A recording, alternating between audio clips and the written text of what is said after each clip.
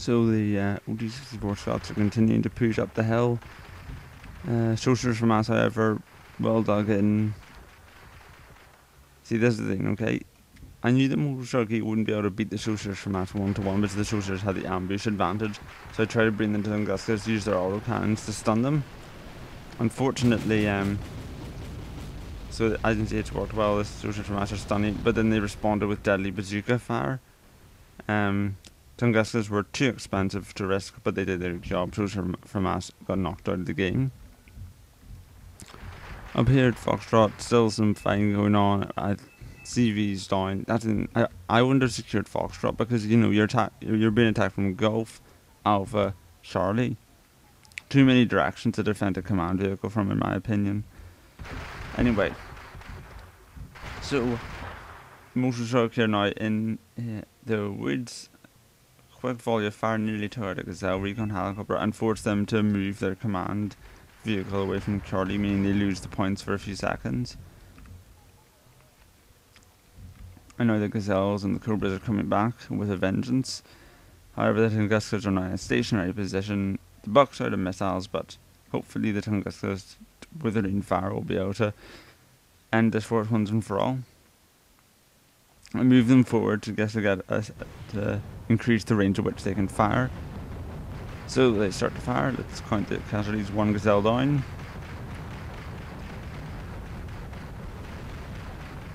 I'm bringing in some T-72s. Fortunately, the T-72s take withering fire from them. Quite a bad loss for us, but then the Tunguskas ready another volley.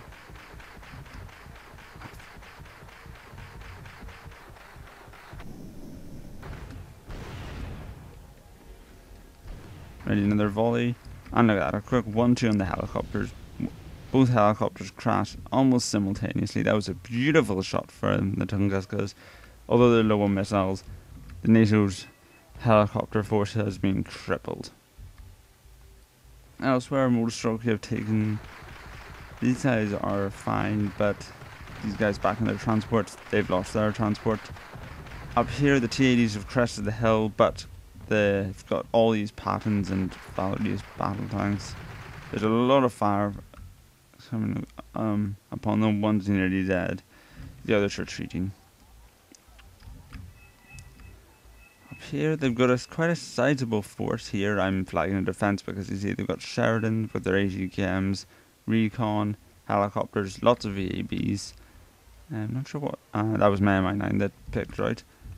Up here Tunguska's getting fixed, fueled and rearmed with the supply trucks. I'm bringing more supplies with my ally because, you know, a buck's always nice to have.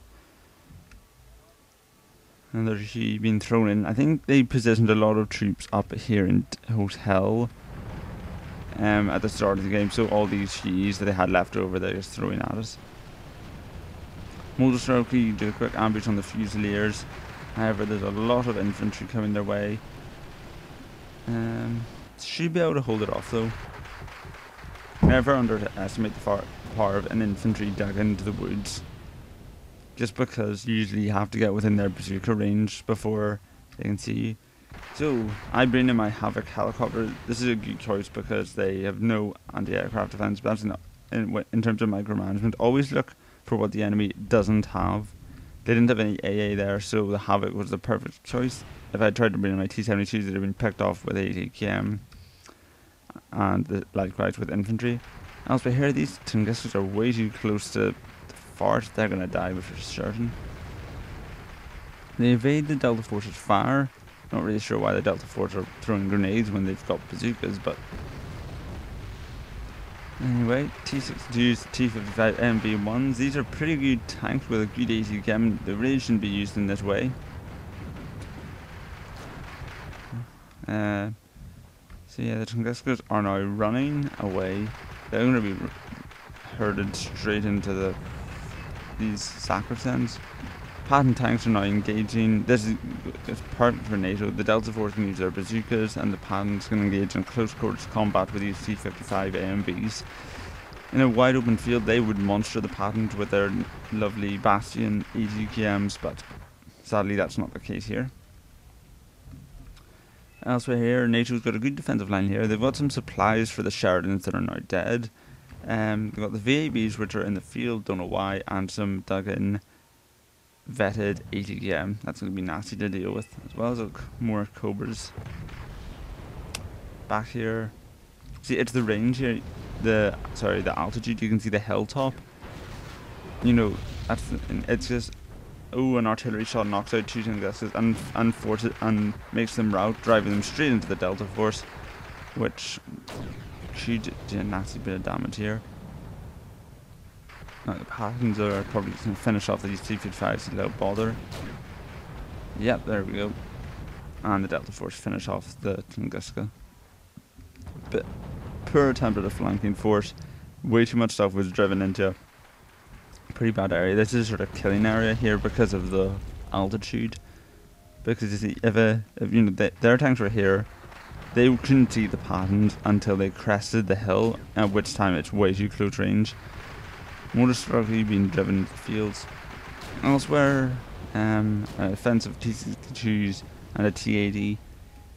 Looks like quite a good flanking force, especially as now we have altitude on our side firing down the hill.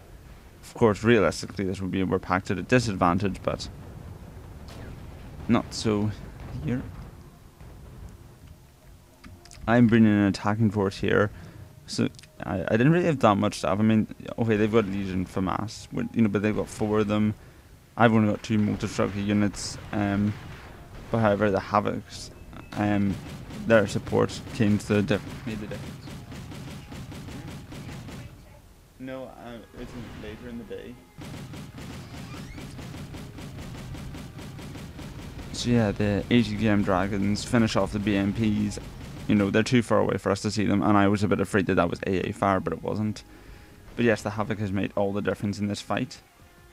So the motor strike are now taking refuge in this area.